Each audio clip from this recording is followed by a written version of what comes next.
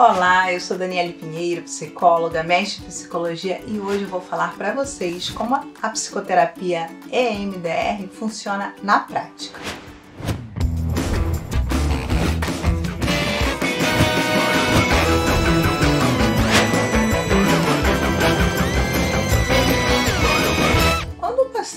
Um cliente vem procurar um terapeuta de EMDR, ele está procurando o quê? Um terapeuta que seja focal e um terapeuta breve. É isso mesmo. A terapia EMDR tem o objetivo de ser diretiva. Então, a gente utiliza um protocolo que ele é composto por 8 etapas. A primeira fase é a fase que a gente faz um colhimento da história clínica. É uma história detalhada, com o objetivo de focar na demanda, focar no que aquela pessoa foi trabalhar efetivamente. E a gente faz algumas perguntas com levantamento, a gente escolhe uma lista de alvos, vê os disparadores, observa a história na infância, às vezes da gestação, tudo que está relacionado àquela procura. Depois que a gente colheu aquela boa história clínica, que vai variar de caso para caso, a gente vai para a fase 2, que é a fase da preparação. Na preparação é o momento de buscar e fazer conexão da pessoa com um lugar tranquilo. E o que é um lugar tranquilo para a pessoa? É um lugar que a pessoa tem acesso a um estado cerebral de tranquilidade, que ela consegue se conectar com o seu sistema parasimpático. É uma forma que ela tem um recurso. E nesse mesmo momento é quando o terapeuta consegue fazer uma avaliação se aquele paciente que está ali tem a labilidade emocional necessária ou suficiente, ou que a gente precisa tomar mais cuidado, ou pode ser de uma forma mais diretiva, que é a fase 2. A gente busca, através de uma visualização, uma imagem para que o paciente se remeta a uma experiência que traga tranquilidade. Aquela tranquilidade onde ele pode se refugiar quando ele estiver trabalhando alguma experiência dolorosa. E a capacidade que ele tem de ir e vir, ter essa questão emocional mais ativada e essa questão emocional mais regulada, a gente vai observando, a gente terapeuta, vai observando como é que ele vai transitar por todo o processo da terapia. Finalizada a fase 2, a gente começa a fase 3. E o que é a fase 3? É a fase que a gente vai abrir as redes de memória através de alguns portais, que são pensamentos, crenças, imagens, sensações físicas, emoções. Cada um desse item, que a gente chama de ICs, que é imagem, crenças, emoções, sensações físicas, são portas de entrada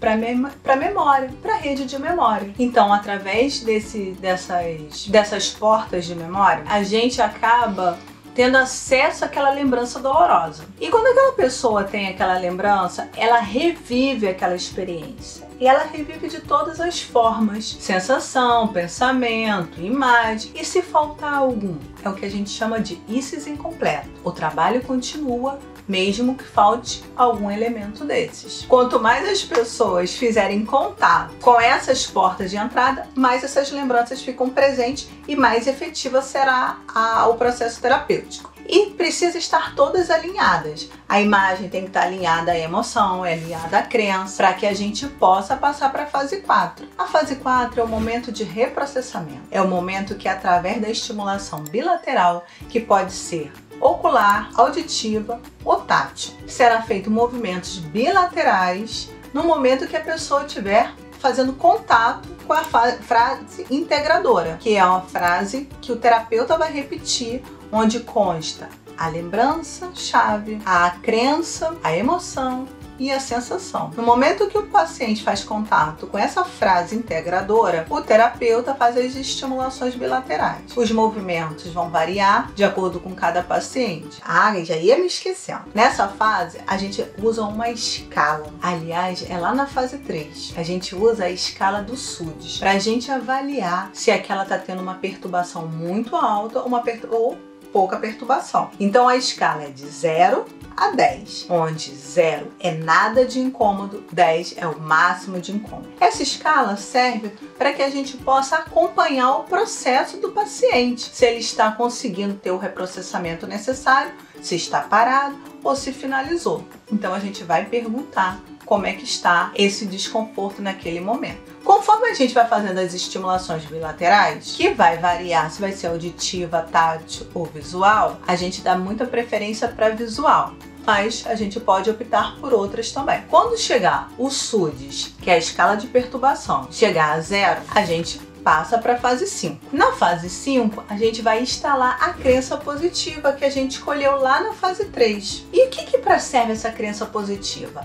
É a forma que a pessoa consegue vislumbrar aquela experiência negativa que ela teve. Por exemplo, a pessoa estava no elevador e sofreu um acidente. E aí, naquele momento, ela sente que ela é incapaz. Isso é uma crença negativa. Eu sou incapaz. A crença negativa, ela é autorreferente, ela é ilusória, ela precisa ter uma capacidade generalizadora para que o cérebro consiga ampliar na hora do reprocessamento. Então, quando a pessoa fala, eu sou incapaz, a gente não vai direcionar, eu sou incapaz de andar de elevador, nem sou incapaz de andar de avião, ou não sou incapaz de lidar com uma determinada situação. A gente vai entender, eu sou incapaz, para que essa frase alcance o maior número de situações da vida daquela pessoa. E a crença positiva é para substituir essa crença negativa. Como aqui no meu exemplo ficou muito um oposto ao outro, não necessariamente precisa ser dessa forma, mas a pessoa precisa sentir que depois do reprocessamento ela gostaria de se transportar para uma outra lembrança, para uma outra memória, que como se fosse uma porta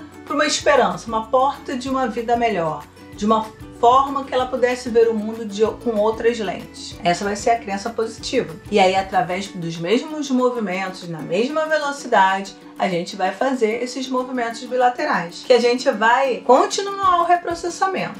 Quando a gente chega aí no VOX7, que é uma escala igual ao do SUDES, só que ela é diferente porque ela mede quanto aquela crença positiva ela tá firme e forte na pessoa. E essa escala é 1 a 7. 1. Nada de verdade aquela crença positiva, e 7, o máximo de verdade com aquela crença positiva. Então, sou capaz? Sim, sou capaz, me sinto capaz. Não, me sinto capaz assim, mais ou menos, uns 5, 4. Enquanto não chegar a 7, a gente vai fazendo as estimulações bilaterais. Para quê? Para que todo o desconforto que vem acontecendo, seja trabalhado e seja reprocessado no cérebro do cliente. Conseguiu? SUDES 0, VOX7, vamos passar para a próxima fase, que é a checagem corporal. Na checagem corporal, vocês já prestaram atenção que quando vocês dizem, eu tô com medo, vem uma dorzinha na barriga, vem a perna tremendo, vem um bolo na garganta. Então, essa é a checagem corporal. A gente vai ver se depois de ter passado por todas as outras fases, principalmente a fase 3 e 4, se há algum desconforto no corpo do cliente. Se houver, o que a gente faz? Continua o reprocessamento.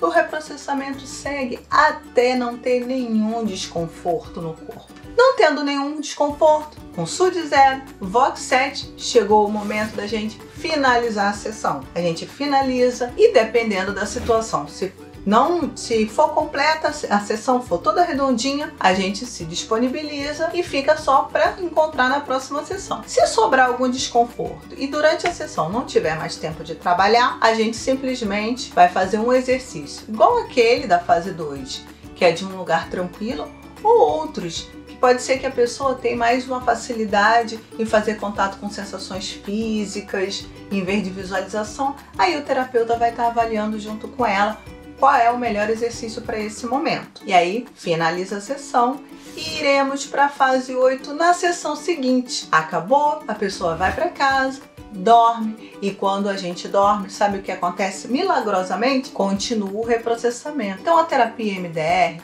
continua reprocessando mesmo entre as sessões. E na próxima sessão, pode ser que ela venha. Terminou a sessão, estava com SUDES 0. Na próxima sessão, na fase 8, que é a reavaliação, ela venha com SUDES 5, 3, ou então terminou com SUDES 3, 4, na próxima sessão venha com SUDES 0. Então a gente começa a sessão perguntando, e aí, como é que tá aquela lembrança que a gente trabalhou na sessão passada? Lembrando que a gente vai falar o mínimo de detalhes possíveis. Por quê? Porque houve o reprocessamento no cérebro do cliente, não no nosso. Então a gente não sabe como é que tá aquela lembrança. E a gente não vai reviver aquela memória que já foi trabalhada. A gente vai perguntar, e aquela lembrança? De forma bem vaga.